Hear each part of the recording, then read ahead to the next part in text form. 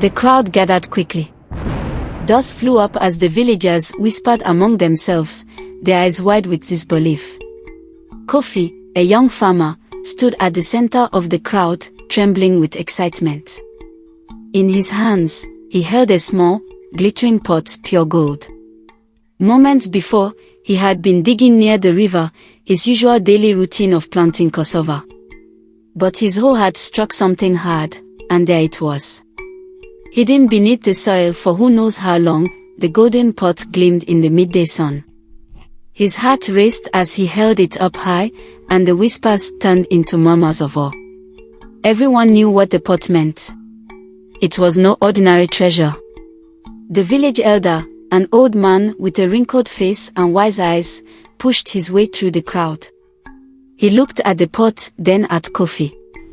"Do you know what you hold?" he asked, his voice low but steady. Kofi nodded, grinning from ear to ear. "A golden pot, elder. I am the richest man in the village now." The elder shook his head slowly. "No, Kofi. That pot is more than just gold. It has power. But be careful. This pot tests the heart. If you are greedy, it will take everything from you." The crowd gasped. Some stepped back, fearful of the pot, but Kofi laughed, brushing off the elder's warning. "I'm not afraid of some old legend," he said. "I deserve this. I've worked hard. Finally, I get what I deserve." The elder's eyes narrowed, but he said nothing more. He simply watched as Kofi walked away, clutching the golden pot to his chest. That night, Kofi sat alone in his small hut, staring at the golden pot. The more he looked at it, the more he could feel its power.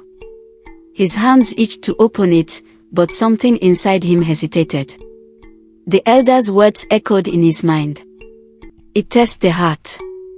If you are greedy, it will take everything from you." "But I'm not greedy," he muttered to himself. "I just want a better life." He opened the pot. Nothing happened at first.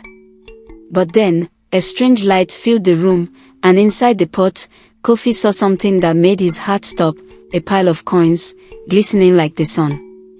His hands shook as he pulled out a handful. Each coin was heavier than the last, and before he knew it, the small pile had turned into a mountain of gold that filled his hut. Kofi's eyes widened. This was more wealth than he had ever dreamed of.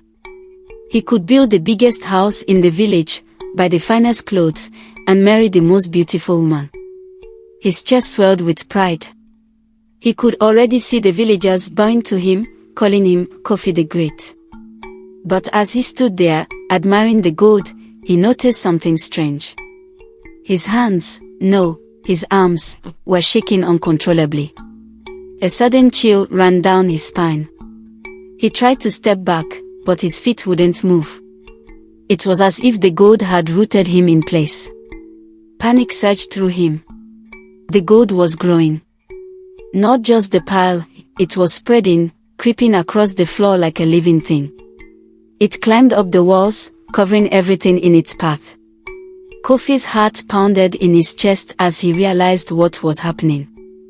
The more he took from the pot, the more it demanded from him. It was swallowing him whole. He screamed for help, but no one came. The gold was choking him now, wrapping itself around his body like chains. He couldn't breathe. His last thought, as the golden pot consumed him, was the elder's warning. The next morning, the villagers gathered at Kofi's hut, but all they found was a pile of gold in the middle of the room. There was no sign of Kofi, just the golden pot, now empty and silent. The elder stood at the door, shaking his head. "The pot tests the heart," he repeated, his voice filled with sorrow. Kofi was not the first to fall, and he will not be the last. Days passed, and Kofi's disappearance became a ghostly rumor. No one dared to speak of it openly, but everyone felt its presence in the air. Some said they could still hear faint whispers at night from Kofi's empty hut, like the clinking of gold coins tumbling in the dark. Fear settled over the village like a thick fog, but life went on. The villagers, careful not to speak of Kofi's fate, returned to their usual routines. One day, as the sun began to set, a young widow named Oma sat by the river washing clothes. She was quiet and humble, often keeping to herself. Her life had not been easy. She had lost her husband to illness and had been struggling to raise her 2 children with very little. Despite her hardships, Oma was known for her kindness and her willingness to share the little she had with others. That evening, as she rinsed her clothes in the water, she noticed something shimmering beneath the surface. Curious, she reached down and pulled out a small, glittering object. The golden pot. Oma's heart skipped a beat. She had heard the rumors, of course, the stories whispered in the corners of the village about Kofi's greed and the curse of the pot. Her hands trembled as she held it, but unlike Kofi, Oma felt no surge of excitement. Instead, she felt burdened. Why me? She thought. What would I even do with all that gold? She looked around, half expecting the village elder to appear from the shadows, but she was alone. The river gurgled softly at her feet, and the pot, for all its shimmer, seemed quiet. Oma sat down on the bank, her mind racing. The temptation to open it was there, but something held her back. She thought of her children, her small but peaceful home, her simple life. She didn't have much, but she had enough. She had never been one to crave riches. But what if the pot could make life easier? What if it could change everything? For a long time, she stared at the pot, feeling its weight in her hands. The sun dipped lower in the sky, casting long shadows over the river. Suddenly, a voice behind her broke the silence. Oma. She turned sharply to see the village elder standing there, his face somber and lined with worry. His eyes fell on the golden pot, and he sighed deeply. You found it, he said quietly, as if this was something inevitable. Oma nodded, her hands still gripping the pot. I don't want it, she whispered, her voice trembling. The elder came closer and sat down beside her. For a moment, neither of them spoke. The air was still, the only sound was the soft rustling of leaves in the breeze. The pot always finds those who are at a crossroads, the elder said after a while. It tests the heart. You must decide, Oma. But remember this, riches come at a price. What you gain in gold, you may lose in other ways. Oma's grip tightened around the pot. She thought of Kofi, of his dreams of grandeur and how he had vanished, consumed by his greed. She thought of her children, how hard it was to provide for them. Gold could change everything for them, better food, better clothes, a better future. But at what cost? With trembling hands, she set the pot down on the ground between them. I don't need it, she said softly, but with conviction. I've seen what it does.